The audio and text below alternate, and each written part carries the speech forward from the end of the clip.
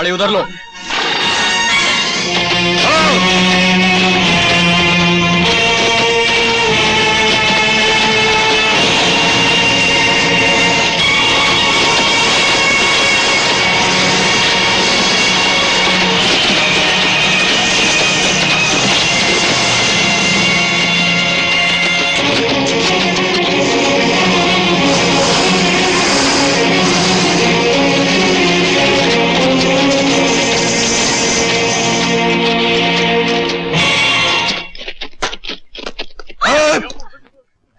अगर तुम सबको अपनी जान प्यारी है तो चुपचाप अपने जेवर, पैसा और अपना सब सामान हमारे हवाले कर दो। अरे बाप रे, तेरा 20 रुपए मर गए। माल निकालो, लाओ निकालो। क्या सोचता है? माल निकाल। जी मेरे पास इसका आप क्या करेंगे? देखो सिर्फ 20 रुपए है मेरे पास।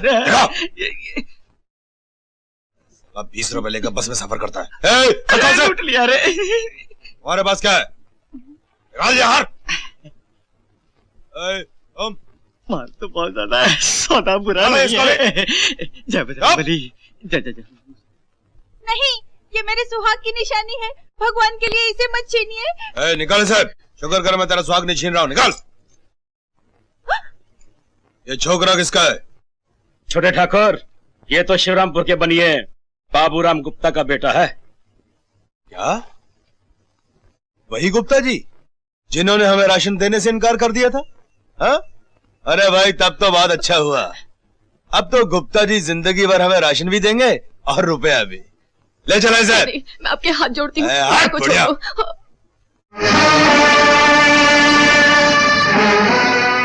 इस बच्चे ने तुम्हारा क्या बिगाड़ा भाई?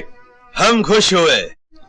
भूप सिंह से सवाल पूछने वाला कोई माई का लाल तो है इस बस में?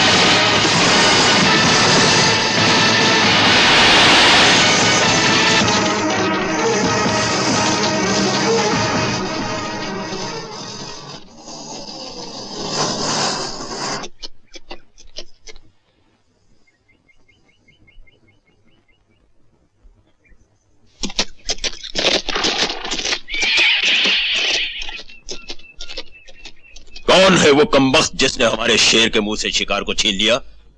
अगर मुझे उसका नाम और पता मालूम होता बड़े भैया, तो आज मेरे झुके हुए सर की बजाय उसका कटा हुआ सर आपके कदमों में होता। लेकिन तुमने अपने दुश्मन का कटा हुआ सर न लाकर हमारे गिरोह के सर को नीचा किया है, हमारी मान मर्यादा को मिटा दिया है।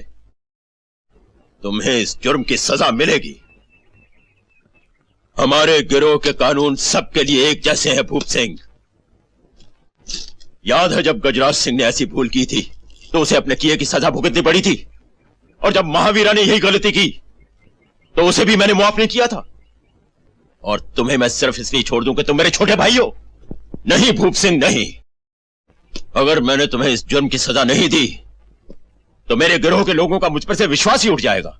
लेकिन बड़े ठाकुर, ये छोटे ठाकुर की पहली भूल है। भूल ही होती है शमशेर सिंह, और ये मत भूलो कि कभी कभी पहली भूल ही आखिरी भूल हो जाती है। भूप सिंह को अपनी नाकामी की सजा भुगतनी पड़ेगी। मैं किसी सजा से नहीं डरता बड़े भैया। मुझे बस थोड़ी सी मोहलत चाहिए। भवानी माँ की कसम, मैं अपने दुश्मन का नामो निशान मिटा दूंगा। माँ भवानी हमें शक्ति का वरदान इसलिए देती है कि हम उसकी दी हुई शक्ति का सही इस्तेमाल कर सकें, वरना वो हमसे शक्ति छीन लेती है। जो डाकू हथियार होते हुए उसका इस्तेमाल ठीक से न कर सके, उसे अपने पास हथियार रखने का कोई हक नहीं। बंदूक मुझे दे दो। नहीं बड़े भैया, मुझसे मेरी बंदूक मत छीनो। तुम तो जानते हो कि जब तक डाकू की बंदूक चलती है उसकी सांस चलती है। बंदूक के बिना डाकू मुर्दे से भी बदतर होता है। अगर अपनी बंदूक वापस चाहते हो तो पहले जाकर दुश्मनों से बदला लो।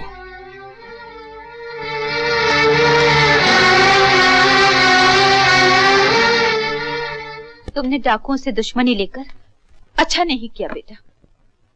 अभी कुछ ही दिन पहले डाकुओं ने चंदनगढ़ के ठाकुर विक्रम सिंह और उनकी बड़ी बेटी सुमन को किस बुरी तरह से मारा है। लोगों का कहना है कि शायद उनकी पुरानी दुश्मनी थी। अरे एक मिलिट्री के कर्नल की बीवी और एक बहादुर पुलिस ऑफिसर की मां होकर तुम ऐसी बुजदिली की बातें करती हो।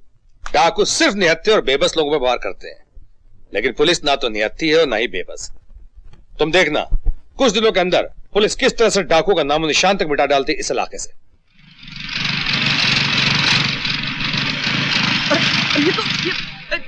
भाई साहब, अरे रुकिए जरा, रुकिए।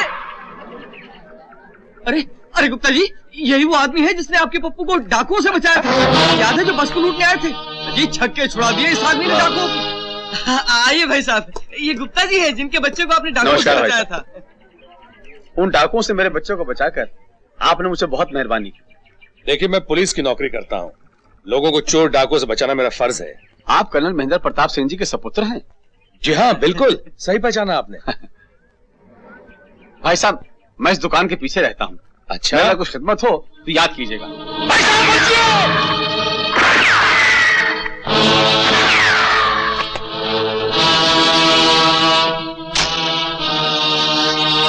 ये तो डाकू है, ये भी उसी बस में था।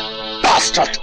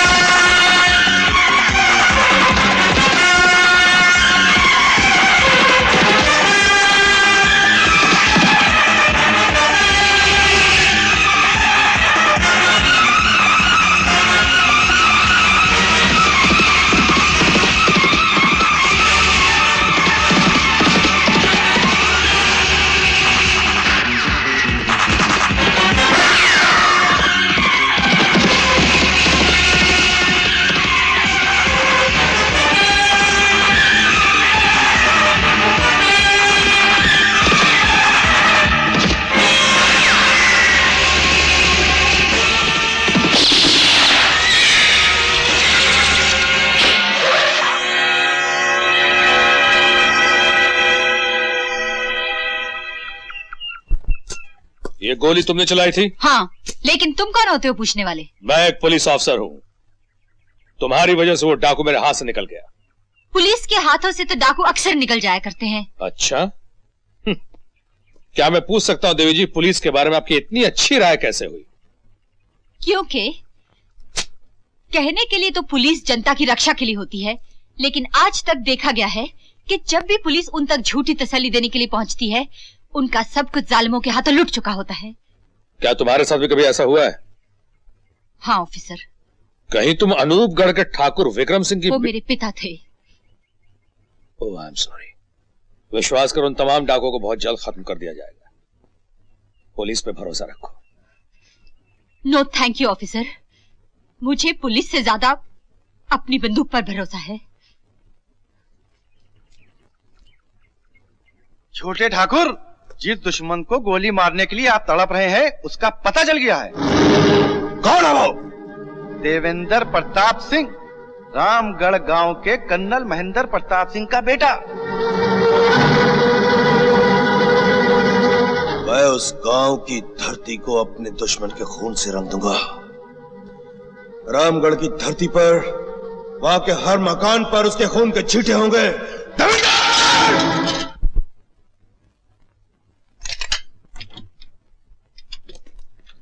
क्या बात है?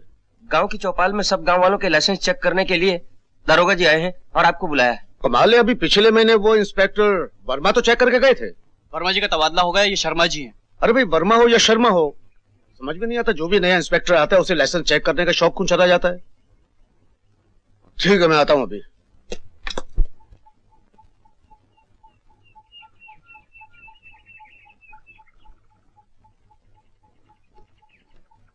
नमस्ते दरोगा जी।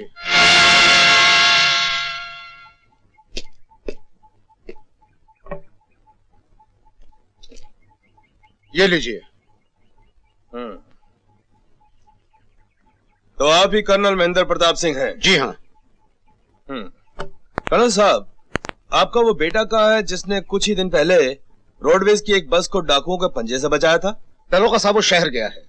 सरकार ने उसके कारनामे से खुश होकर उसे डिप्टी सुपरिंटेंडेंट ऑफ पुलिस का ओहदा दिया है। बस? मैं तो उससे भी बड़ा ओहदा देने के लिए आया हूं उस कुत्ते को।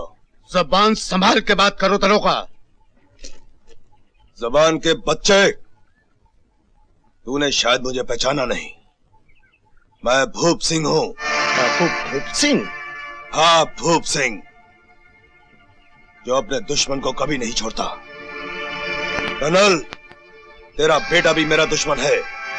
वो तो इस वक्त यहाँ है नहीं, इसलिए तुझे मेरे साथ चलना होगा। तो तब तक मेरा मेहमान रहेगा जब तक तेरा बेटा भूप सिंह की अदालत में अपने किए की सजा नहीं पा लेता। भूप सिंह? मैंने तो सुना था कि डाकुओं का भी अपना एक धर्म होता है। वो कभी किसी पे धोखे से वार नहीं करते, लेकिन तूने तो एक कायर की तरह भेष बदलकर अपने धर्म का भी अपमान किया है। खामोश!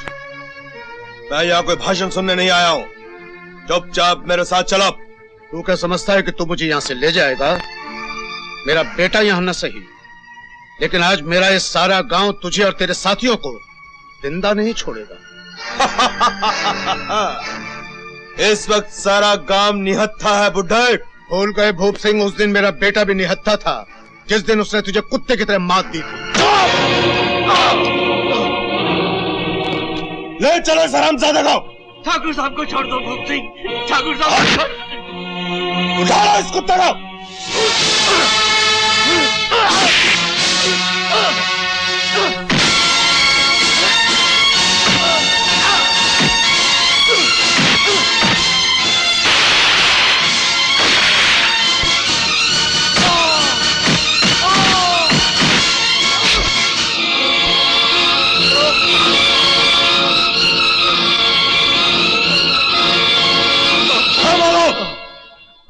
मैं इस बुड्ढे के खून से अपने हाथ नहीं रखना चाहता था, लेकिन इस हरामजादे ने अपनी मौत को खुद ललकारा है।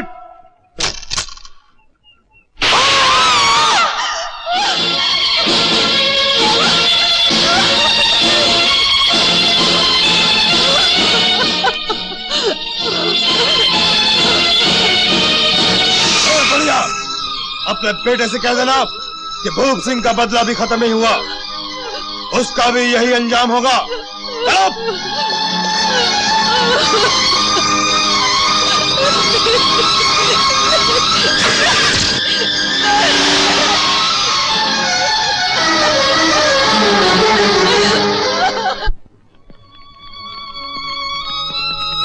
इंसान सोचता कुछ है, होता कुछ है। आज मैं तुम्हें बस वाले हादसे में डाकुओं के पंजे से बेगुनाह इंसानों की जान बचाने की मुबारकबाद देने आने वाला था, लेकिन अफसोस कर्नल साहब की अचानक और बेवक्त मौत। तसल्ली के 2 लफ्ज भी तो नहीं ला सका जो तुम्हारे दिल का बोझ हल्का हो सके। लेकिन मैं वादा करता हूं कि जिन डाकुओं ने कर्नल साहब की जान ली है, मैं उन्हें। सर, आपसे मेरी एक दरख्वास्त है, अगर हो सके तो मेरा तबादला एंटी डकॉटी यूनिट में करवा दीजिए, ताकि जिन डाकुओं ने मेरे सर से बाप का साया छीना है वह मेरी तरह दूसरों का अनाथ न कर सके। इससे ज्यादा खुशी की और क्या बात हो सकती। एंटी डकॉटी यूनिट को तुम्हारे जैसे ऑफिसर की ही जरूरत है। मैं फौरन ही ऑर्डर पास करवा देता हूं। Thank you sir. भूप सिंह बड़ा जालिम आदमी है बेटा, मेरा कहना मानो, उसका ख्याल छोड़ दो। कैसे छोड़ दूं बाबा? जब तक मैं उस नीच को नहीं मारूंगी, मेरे माता पिता की आत्मा को शांति नहीं मिलेगी। मैं तुम्हारे हाथ जोड़ती हूँ बाबा, मेरी मदद करो, किसी भी तरह उस तक पहुंचने का रास्ता बताओ। बेटा भी तो उसके गिरोह में है।